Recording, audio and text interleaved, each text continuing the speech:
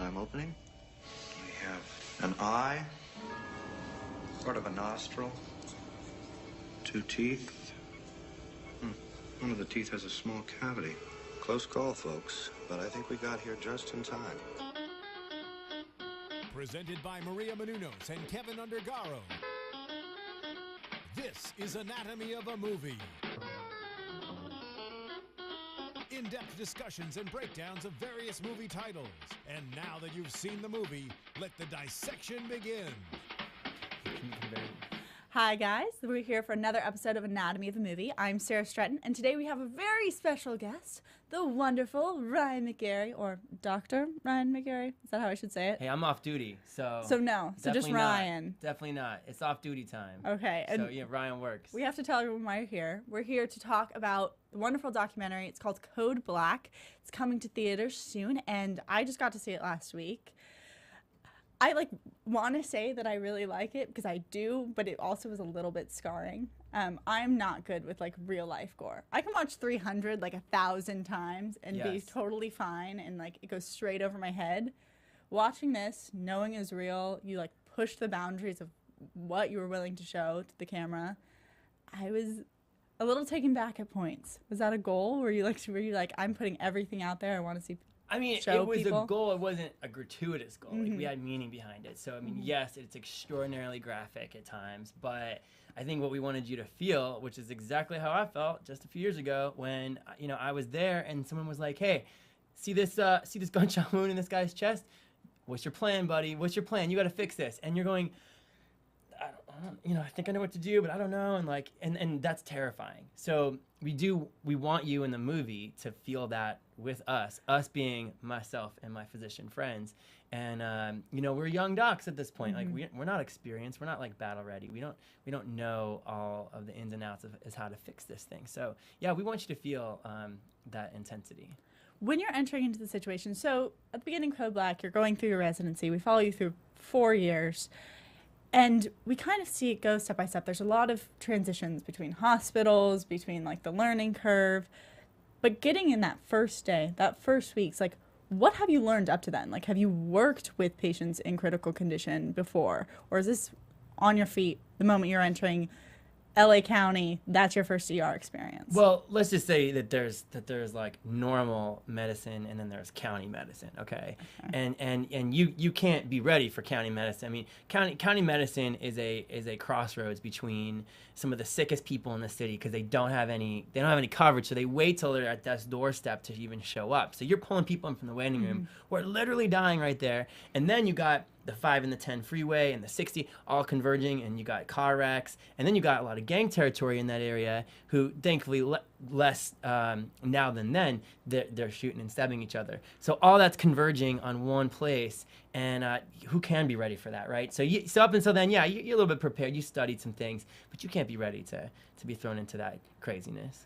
I'm just fascinated because obviously, yes, you can't be prepared for that. It's crazy. But then you decided on top of that you were going to start a film and start the endeavor of creating a visual representation of this. What made you think you were prepared to do that? It turned out very well. You did a very good job. But what gave you the idea that sparked turning your experience into a film? Well, for one, I read Maria's book right here.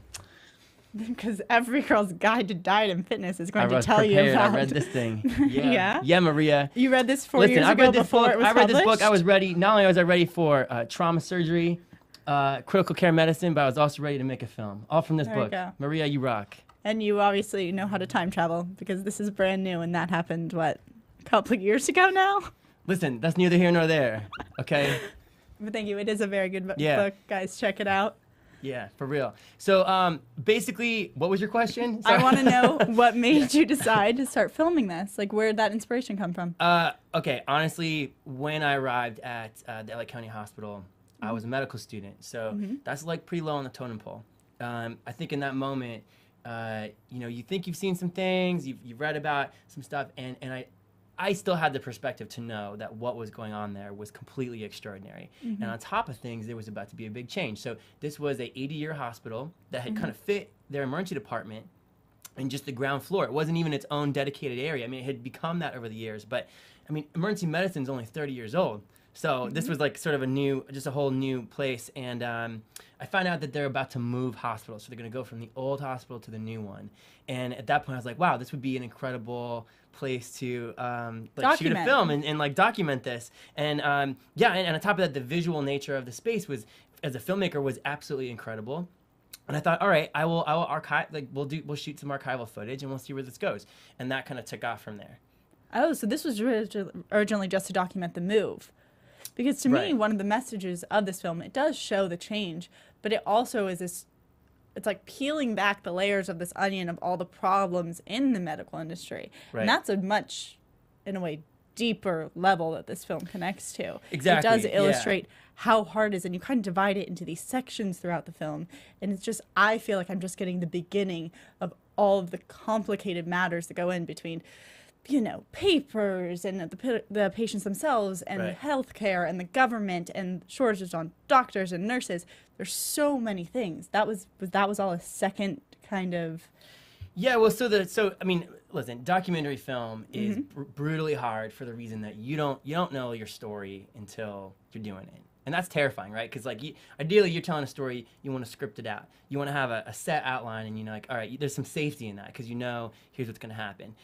Documentary is quite a leap. I mean, I think I set out absolutely to capture this historic move from this one historic location to another, all in the context of this like visual insanity of these crazy sick people and the intensity of this world and everything tiny else. room. Exactly. That, of course, changed when I became a training physician there myself. So that's a key detail, is that I was a medical student at the time, and there's no guarantee where you match as a resident physician, and I happened to match at USC.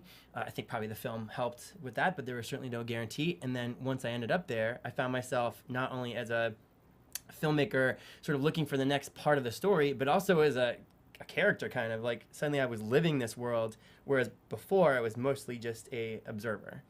That's crazy. Like for me, I watched film and you're in it, and I see you so much as, you know, you're a doctor. This is what you do. Yeah. And then you are pushing it and taking on that second title of filmmaker. And you balance both well. Did that help get information out of patients? Were they more welcoming to you? Did they understand what you were doing as you were filming them in these critical situations? Yes, and in fact, we had to be careful because you would imagine that, I mean, there's a place of healing. People are going to trust their physician to be a doctor. You don't necessarily gamble on also like being involved in a film at the same time. So I think it was a very sensitive subject for like my team and I, because we didn't want to ever take advantage of that scenario. We would always be explaining to patients, like, listen, you know, we're trying to stand up for what we think is a very backward system in America, and we think that you deserve better care. We're trying to make a film about that. You want to work with us? And by and large, I mean, patients were willing to work with us. I mean, if anything, I think I kicked and screamed more about being in my own film at times, just because, like, you know, I don't. When did you not want to be in it? Well, for the whole first 2 years of production, I mean, like, it was not going to be about the new sort of like myself and my colleagues. Like we were going to just sort of keep the story contained to the old hospital, and then I think narratively we were going, no, there's just too much here. There's too much of a story happening right now, because here we are, we're growing up. And you have to grow up with it. Yeah, we're growing up as doctors, and the story was evolving, and so yeah, that's kind of how that went down. Okay, so there's a lot of interviews throughout your film where you do talk to your colleagues separately. Was that then added afterwards, like after you've gotten a majority of your footage? When did you start interviewing them? Yeah, in part. So I mean, we designated time to follow the characters, and as we, you know, witnessed what life was doing to them in the emergency department, we would then bring them back for an interview and say, all right, let's talk about this. What happened? And that's one way that in some ways you don't really piss off your friends in documentary, because the characters are ultimately chosen by the cosmos. I mean, we had probably about 8 or 9 of my friends that I thought were good to be followed by cameras. They were comfortable with it. And ultimately only half of those had the cases that we felt were, you know, contributing to the story. And so in the end, it's like I didn't even get to cast my own film in a way. It sort of just happened naturally. Okay, and how many hours of footage do you think you shot? I mean, the film's 88 minutes. How how many hours were you filming throughout these 4 years? So, you know, it's not as many. I think people want to hear like 20,000 hours. Instead, I think we shot maybe like a few hundred. Okay. Which when you learn more about the documentary community, I mean, that's something that's actually valued. It probably means you were more focused. I mean, that's not the same for every film, and there's certainly times where you just have to roll on everything and you take what you can get. But for every hour you add, that's more of a headache for your editor. You know. When did you find yourself choosing to say, okay, let's film this? Was there specific cases you'd hear them about to come in? You're like, we need to film this one. Was it based on the people? Was it based on people who were on staff that day? Yeah, it'd be a mix of things, and I think that for the most part, you know, we were interested in telling a story about intensity. What does intensity mean? And for us, I think intensity meant clarity. I mean, I think that when we were pushed, it meant that we could only really see what we really had to do and nothing else. And so, you know, intensity for us could be very loud and big and crazy, as some of the scenes that you mentioned are, or it could be really difficultly intimate, like telling someone that their mom just died. How are you going to do that? I mean, that's a pretty intense moment. And I mean, I think what we look for and the benefit of that scenario is like, okay, how is this helping me? And usually the answer was, well, in these moments, it's really easy to see what matters about healthcare. And then you do go through that in healthcare. Every time I feel like you Google like the healthcare system, it's everything always starts with, we are in the worst medical crisis we have ever seen. And then it sometimes talks about something else. And I'm like, everyone says we're in this huge medical crisis. And I feel like your movie does a really good job of trying to get people on the page where they're learning what the questions we need to be asking. And you spread the focus. It's not narrowed to like, this is the center problem. It's not placing any, in my opinion, I didn't get that there was a specific blame. It was that there's all these contributing factors. Yeah. How do you propose people change that? Do you have to focus on one thing at a time? Is there a central movement that people can do to cause change? I know that's a really big question, and obviously you just spent 88 minutes on a film diving into problems that it has. But do you have ideas for solutions or where to start? For first of all, be very afraid of syphilis. Okay, I mean that's a very serious medical problem. Okay. Okay, that's my first advice. I will try to stay away from syphilis. Okay, Thank listen. you. I can do my part. Listen, STDs are for real. Okay, I know. I'm an ER doctor. Look out. Amongst the gunshot wounds and everything else. Yeah, for real. Look really out for syphilis. Okay, it's not over yet. There are some value questions that I think would apply to all Americans, and I think that's probably the problem with the healthcare debate, is that we're at a policy level when maybe we skip the value discussion, and that's what can you do about that? It would be naive to say that can we just not care about each other's health? Well, in theory you could not, but then we ultimately all pay for it, right? So if you have a diabetic, and they could be getting insulin for pennies a day, right? Then we could save our society the $1 million ICU stay, or their unnecessary surgery that they're going to get in 20 or 30 years.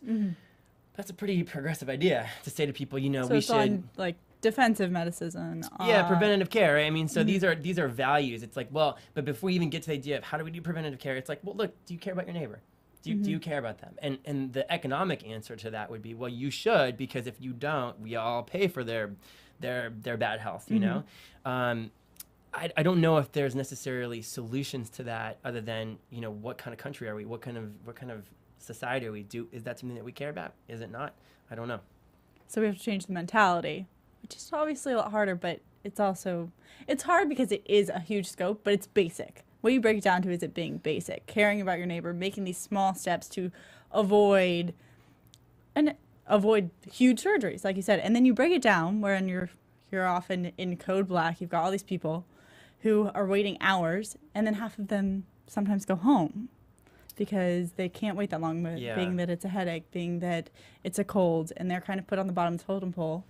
And then their cases get worse. And then they wait until they are at level 1, level 2, and then they're coming in and we're spending more money. Right. So it's getting rid of those, or helping with the smaller medical cases in also, I guess. Yeah, and I think, what you're bringing up is the idea that, look, being sick sucks. Needing a doctor at 2 a.m. sucks, because ideally I think that we would all agree that the ER is not the best place for a lot of healthcare to happen, to be honest. I mean, most of what we see in the ER should not be in the ER, although the specialty has changed to accommodate that, and we do with a smile, because at the end of the day, people need to be taken care of, and it's better than nothing. That said, we would all agree, I mean, if you're coming in for your high blood pressure, as an ER doc, I'm not going to see you again. You need someone who's going to have a relationship with. And so these are not things that at our age we really worry about, because we don't have these kind of issues, hopefully ever, but definitely not yet. But when you are in that position, I think you're sort of in some tough decisions sometimes. It's like, well, you're gonna take a day off work to go to the doctor. There's so much fear around it. Yeah. Like personally, like I do have insurance, and I even get scared about when I need to go to the doctor. If Right. I envision myself going to the doctor, it's like, oh, I'm probably gonna go if I have a broken bone. Right. Because I don't want to go if I have a cold. I don't want to go if I'm going to. I don't know what I'm gonna end up paying for. I have no idea what services are covered and what's not, and how many hours I'm willing to spend there. Yeah. And I'm like, okay, I might as well just drink a bunch of juice and try to take my Advil, and hopefully it will get better. And then I do wait until it's at that point where it's been 2-3 weeks, and I'm like, oh, now I've had a cold for 3 weeks. And they're like, why didn't you come in and tell us? But there's a fear. There's a fear surrounding going to the doctor, what is covered, what isn't, how much time. And it gets to critical conditions, and I think that's for everyone. Yeah. A lot of people you talk about are the uninsured or are people who can't afford it. I'm in the luxury where I have had insurance, and I still fear it. And it's inconvenient. There's a lot of things that are just not easy about it. It's not. Yeah. There is a stigma around it that no matter what, you're going to be in a bad position. Like, I don't know anyone who goes to the doctor and is like, oh, it's going to be a half-an-hour appointment. Right. And that's the hospital. That's your family physician. That's anyone you're expecting to spend 2 hours. And a lot of that, you break down, goes to people need now paperwork. You can't just go in and say, like, here, have some vitamin C. They are going to have to make a process out of you. True. And it's never done simply, even if it is a simple case. So are we going to take callers now? Do you want to take callers? We're going to take some callers. Is that right? Do you have a friend who's calling? No, I heard we're going to take callers. We're going to do some curbside medical diagnoses. Yeah? Well, I have a curbside medical diagnosis. Are you talking about my burn? We looked at this earlier. Yeah. I have a horrible burn from fajitas, guys. And curbside medical attention, I think, is the way of the future, where you just now have to go bombard all the people you know who are doctors and get them to fix you. That looks like lupus to me, to be honest. Really? Yeah. This little speck right here. Is that your new future, turning into curbside medicine? First of all, lupus, I'm not making fun of lupus. Lupus is like a real disease, by the way. I don't have lupus. No, that's a minor burn. Can this be the sequel to Code Black? Burn. Yeah. Curbside medicine at the AfterBuzz at Anatomy of a Movie in the studio. Yeah, and we're gonna try to get that a theater run. So Perfect. It's gonna be awesome. Yeah. Wait, let's actually talk about how you did get this into theaters. Let's go back to the movie. Let's go back to Code Black. So premiered last year in festivals, and then this year we are bringing it to the big theaters. How did you get it into the festival run in the first place? How did you go about that? Well, we first of all tested the hell out of the film. And because I was nervous, it was terrible. Seriously. I mean, what did you think was terrible about it? Well, listen. I mean, the benefit and crutch of the film is that we are so internal to that world. So in some ways, look, all documentary is subjective. I don't think there's such thing as objective. But in this case, we were pretty damn subjective because we worked there. So and it's your life. Yes, and it's my life. And and at that point, I was a resident, training 60, 70, 80 more hours a week. Plus the demands of cutting a feature film. That's not a combo I recommend. So these are problematic forces. Nobody sets out to make a bad film, but let's face it, it happens. And I think I was worried that we had a piece of garbage, to be honest, and worse, one that could damage an already. This is like an institution that's like an endangered species, like a county hospital is publicly funded. It does not need any more bad press. And so, I was pretty nervous that I would be the asshole to be graduating from my residency with a horrifically reviewed film about the LA County Hospital and was just going to get booed. And luckily it got rave reviews. And I think one of the messages is that we need more hospitals like County Hospital who are willing to take all of these people. We need more facilities like that. I mean, there's one point in your film where you show a map of all of the places like County Hospital, and they're scattered like crazy. I was like, if I lived in the middle of the state and had no insurance, how would I get there? Right. It's so hard. So I don't think they got that message. For all those of you who haven't watched it, go watch it. Trust me, you'll learn to respect this place. But how did you go about just getting your film into those places that it could be screened, making those contacts, submitting it to festivals? Like, did you know about that world before? You'd been training in medicine. Where did you find all of this out? No. So happily, I had an amazing team. So I brought on some veteran producers. And they were incredible. So I mean, early on in the process, before we were done filming, even I showed an assembly reel to them. I said, "Listen, I think there's something here." They agreed. Slowly but surely, we built a great team. And of those team members, we had filmmakers who had made films before and had experience in the festivals. And so I was very fortunate to not have to do this by myself. Had a ton of support. And ultimately, I think that we forged a path that ended up being the right one for the film. I mean, in the moment, you're always wondering, should we have gone for this festival or should we have started here? It's easy to second guess yourself. But in the end, I can't complain. I mean, we did a great run at the LA Film Festival, where we premiered exactly 1 year ago. And it's back. Yeah, and then we pretty much ran undefeated at domestic festivals. Did a great run at Vancouver. And were you expecting those awards? Were you expecting to win? Like, how did it feel when you found out it was getting all of these reviews and it was doing so well? No, I was not expecting it at all. I mean, I think it was pretty awesome. I mean, I think again, if you think about it, just for any film to make it to the screen, period, takes about 100 miracles. For it to not suck is probably another 100 more miracles. And in this case, that applied to us. I mean, either by accident or skill or otherwise. I think we found ourselves here with a great film, and I do think the cosmos has a lot to do with it. I mean, I think that there were times where, particularly in documentary, we just got lucky, and I think that there's many ways to screw it up after that, and we got lucky some more. So I mean, I think that I just feel really blessed and lucky about it, and I'm very motivated to keep working. You had all of these screen testings before you went to festivals. Did you make any big changes based on people's reviews or things that they were confused about? No? Not really, yeah. We had a lot of requests for it to be in 3D. And we said, listen, okay, that is surprising. That is fucking tacky. Sorry. That is tacky. It's okay. That was tacky. But that is really tacky. Guy, we don't want to have blood and vomit at people in 3D. Don't you think that'd be tacky? Could you handle it? I'm just really surprised because that's a notion that never really hit me. Like, you have a very big, loud, exciting opening with like helicopters and action packed, but listen, all the studios wanted it in 3D and we resisted. We said no, we will not make this film in 3D. I think that was a good choice. Yeah, no. So yeah, once we were out of that, we said no 3D films here. And then they were like, "We'll make it in IMAX."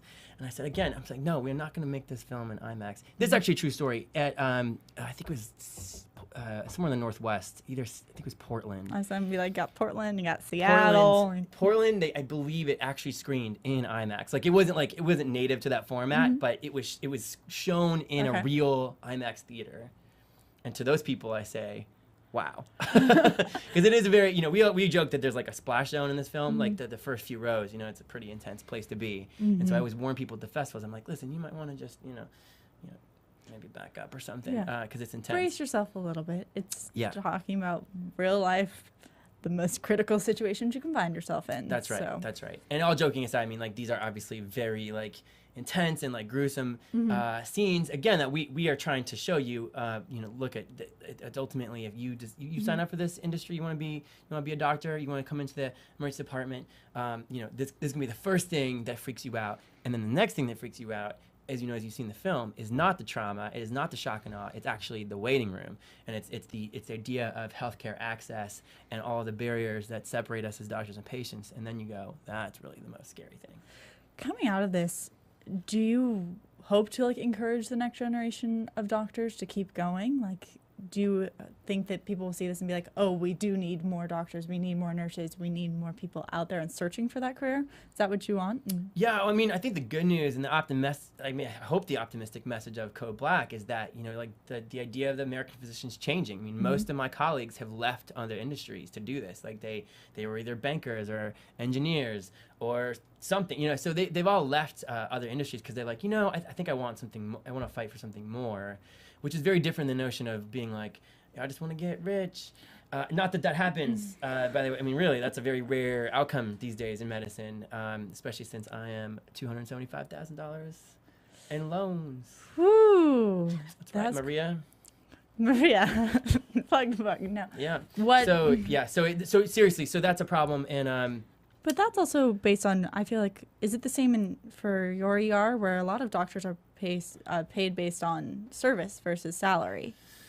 So I mean, for the most part, you would have to. I think the only way now to make medicine lucrative would be to own your own practice and to have a business. For the most part, if you're working for a hospital, as most ER docs do, or if you're working for a practice as an employee, most likely you will be comfortable. I mean, I'm not saying that you're going to be poor, but I mean, I get 2 paychecks a month, and one entirely goes to my loans, and the other I have to use for rent and other things. So I'm not like scoring here. And again, my point is that most of us are doing this with something bigger. With that knowledge, we know this, and we're trying to like do good things for other people and to be servants, frankly. And I think that's a very different mentality than maybe physicians of a few generations past. Not that they were bad doctors, but I think it's a growing trend where people are saying, you know what, I'm going to leave this other area of my life to go do this, and I totally get the consequence.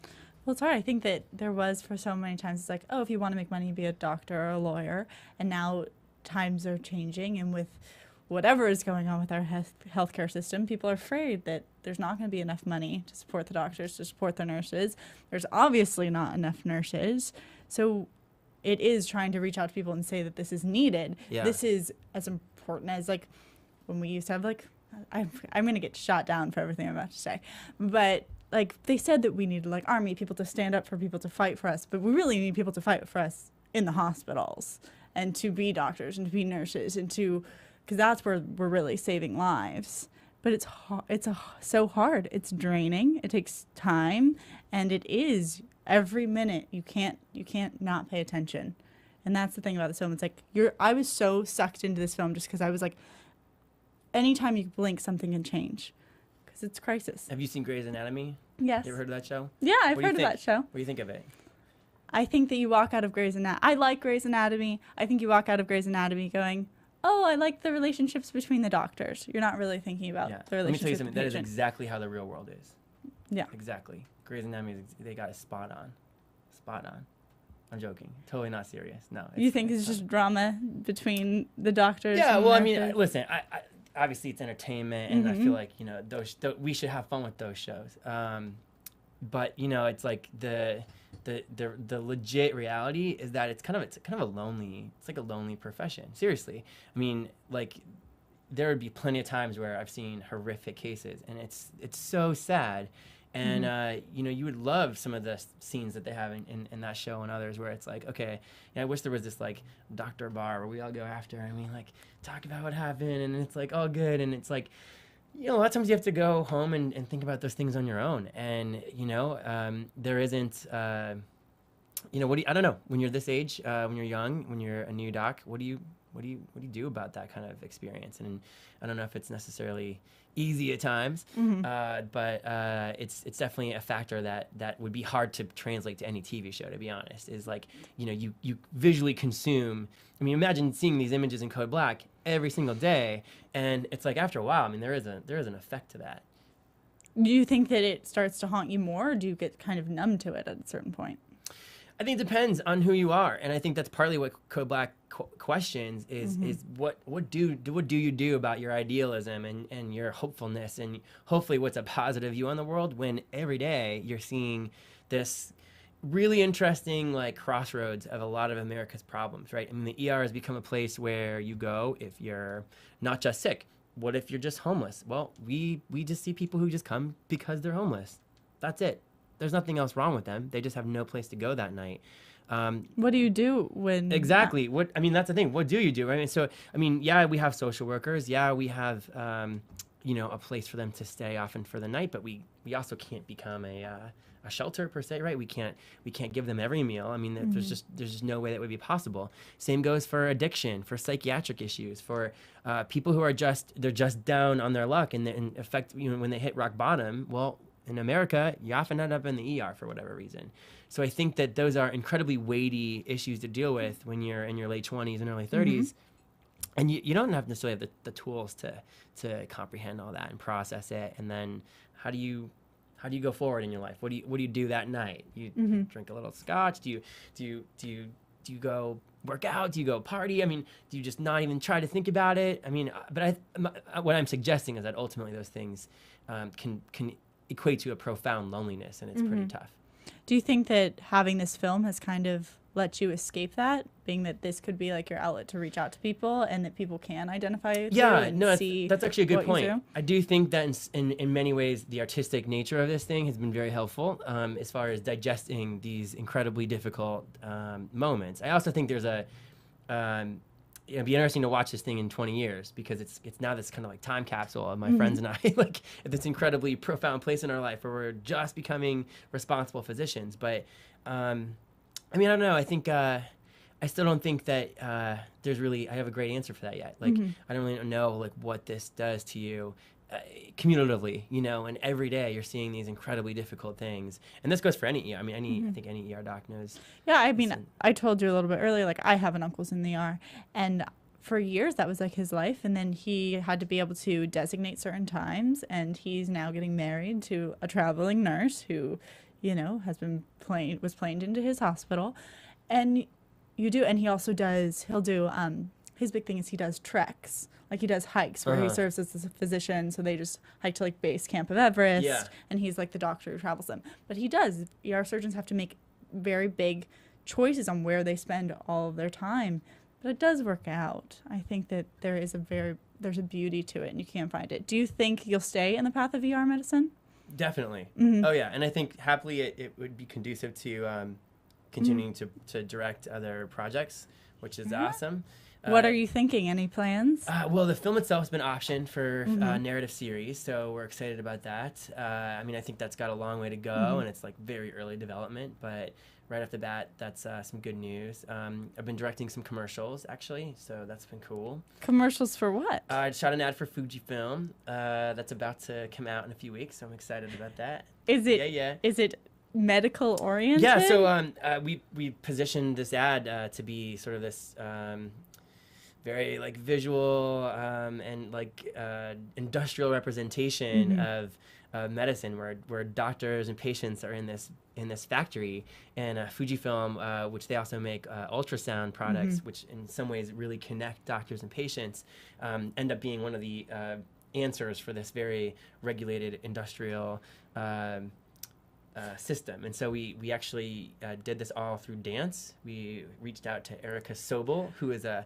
rad choreographer here based in LA, and found a bunch of modern and ballet dancers in the area as well as New York, and brought them together for a pretty impressive piece. You're becoming like the head of this niche. I'm going to be a doctor and I'm going to be a filmmaker and I'm going to continue and find ways to illustrate this story. That's awesome. Yeah, no, it's cool. So. I feel like you're just like, okay, I did a film, did commercials, now I can do a TV series. Let's check everything off. That's big dreams, and I think you're succeeding very well at them. So we have many things to look forward to. Also, this is coming to theaters, guys. Code Black, if you haven't seen it, look it up. It's gonna. I know you're playing mostly smaller theaters, but I recommend it to everyone because it affects everyone. This is a movie for. It's easy. Anyone who ever has to go to the doctor. So, you. And it's filmed very well artistically, has a good message. The way you divided it up, it illustrates a lot of the problems in our medical system, and I think is very informative to the general public. At least I'm not someone who really knows a lot about the healthcare system, and I feel more informed and more interested. And we give away a free Vicodin party pack to anybody who comes to the first few nights of the theater. That's what I heard. That's not us. That's our marketing team. I don't know if that's true. I feel like you're lying. No, that's obviously as I far as have a not doctor, I heard wouldn't do this. that. But we have, that's the studio. Yeah, it's all about the studio. Yeah, Well, there's crazy a fun marketing fact techniques. for you guys. Are you Yeah. excited about that? What? The Vicodin impact? No, that's not for real. Yeah. Okay, I'm really gullible. You can't do these things to me. I was literally like, It's not for real. I was like, what are you talking about? no. It's like I feel like I would have heard about this. I don't think the DEA or the California Medical Board would be okay with that. Yeah, That's probably a good it's a thing. really bad idea. Yeah. All right. Well, thank you so much for coming in, Ryan. I look forward to seeing you again on one of your next projects. I'll be right here. Are you come in? I'll be back, And we'll talk about Maria's book again? and we'll do some laundry back there. It'd be great. Okay. Yeah. It's awesome. Next time, we're actually going to see this in the laundry. Wonderful. Thank All right, you. Thank you. From producers Maria Menounos, Kevin Undergaro, Phil Svitek, and the rest of the Anatomy of a Movie staff, we would like to thank you for listening and subscribing to the show. If you have any questions or comments, feel free to email or tweet us. I'm Sir Richard Wentworth, and this has been Anatomy of a Movie.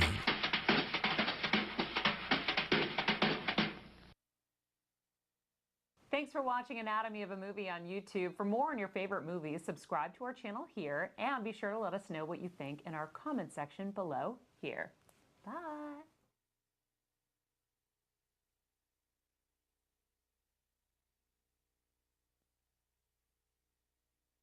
Less now than then, they're shooting and stabbing each other. So all that's converging on one place, and who can be ready for that, right? So up until then, yeah, you're a little bit prepared. You studied some things, but you can't be ready to be thrown into that craziness. I'm just fascinated because obviously, like, yes, you can't be prepared for that. It's crazy. But then you decided on top of that you were going to start a film and start the endeavor of creating a visual representation of this. Like, what made you think you were prepared to do that? It turned out very well. You did a very good job. But what gave you the idea that sparked turning your experience into a film? For one, I read Maria's book right here. Because every girl's guide to diet and fitness is going I to was tell you prepared. about. I read this thing. Yeah? Yeah, Maria. You read this 4 Listen, years I ago read this before book. it was I read this book. published? I was ready. Not only was I ready for trauma surgery, critical care medicine, but I was also ready to make a film. All from this There you book. go. Maria, you rock. And you obviously know how to time travel because this is brand new and that happened, what, a couple of years ago now? Listen, that's neither here nor there. Okay. But thank you. It is a very good Yeah. book. Guys, check it out. Yeah, for real. So basically, what was your question? I want to know what made you decide to start filming this. Like, where did that inspiration come from? Okay, honestly, when I arrived at the LA County Hospital, I was a medical student. So that's like pretty low on the totem pole. I think in that moment, you think you've seen some things, you've read about some stuff, and I still had the perspective to know that what was going on there was completely extraordinary. And on top of things, there was about to be a big change. So this was a 80-year hospital that had kind of fit their emergency department in just the ground floor. It wasn't even its own dedicated area. I mean, it had become that over the years. But, I mean, emergency medicine is only 30 years old. So this was like sort of just a whole new place. And I found out that they're about to move hospitals. So they're going to go from the old hospital to the new one. And at that point, I was like, wow, this would be an incredible place to shoot a film and like document this. And and on top of that, the visual nature of the space was, as a filmmaker, was absolutely incredible. I want to say that I really like it because I do, but it also was a little bit scarring. I'm not good with real life gore. I can watch 300 1,000 times and be Yes. totally fine, and it goes straight over my head. Watching this, knowing it was real, you push the boundaries of what you were willing to show to the camera. I was a little taken back at points. Was that a goal? Were you like, I'm putting everything out there? I want to see. I mean, show it was people? a goal. It wasn't a gratuitous goal. Like, we had meaning behind it. So, I mean, yes, it's extraordinarily graphic at times, but I think what we wanted you to feel, which is exactly how I felt just a few years ago when, I was there and someone was like, hey, see this gunshot wound in this guy's chest? What's your plan, buddy? What's your plan? You got to fix this. And you're going, I think I know what to do, but I don't know. And that's terrifying. So we want you in the movie to feel that with us being myself and my physician friends. And, we're young docs at this point. We're not experienced. We're not battle ready. I'm opening. We have an eye, sort of a nostril, 2 teeth, One of the teeth has a small cavity. Close call, folks, but I think we got here just in time. Presented by Maria Menounos and Kevin Undergaro. This is Anatomy of a Movie. In-depth discussions and breakdowns of various movie titles. And now that you've seen the movie, let the dissection begin. Hi guys, we're here for another episode of Anatomy of a Movie. I'm Sarah Stratton, and today we have a very special guest, the wonderful Ryan McGarry, or Dr. Ryan McGarry. Is that how I should say it? Hey, I'm off duty, so So just definitely Ryan. Definitely not. It's off duty time. Okay, and So yeah, Ryan works. we have to tell everyone why you're here. We're here to talk about the wonderful documentary. It's called Code Black. It's coming to theaters soon, and I just got to see it last week. We don't know all of the ins and outs of how to fix this thing. So yeah, we want you to feel that intensity. When you're entering into the situation, so at the beginning of Code Black, you're going through your residency. We follow you through 4 years, and we kind of see it go step by step. There's a lot of transitions between hospitals, between like the learning curve, but getting in that first day, that first week's like, what have you learned up to then? Like, have you worked with patients in critical condition before, or is this on your feet the moment you're entering LA County? That's your first ER experience. Well, let's just say that there's like normal medicine and then there's county medicine, okay? And you can't be ready for county medicine. I mean, county medicine is a crossroads between some of the sickest people in the city because they don't have any coverage, so they wait till they're at death's doorstep to even show up. So you're pulling people in from the waiting room who are literally dying right there, and then you got the 5 and the 10 freeway and the 60 all converging, and you got car wrecks, and then you got a lot of gang territory in that area who thankfully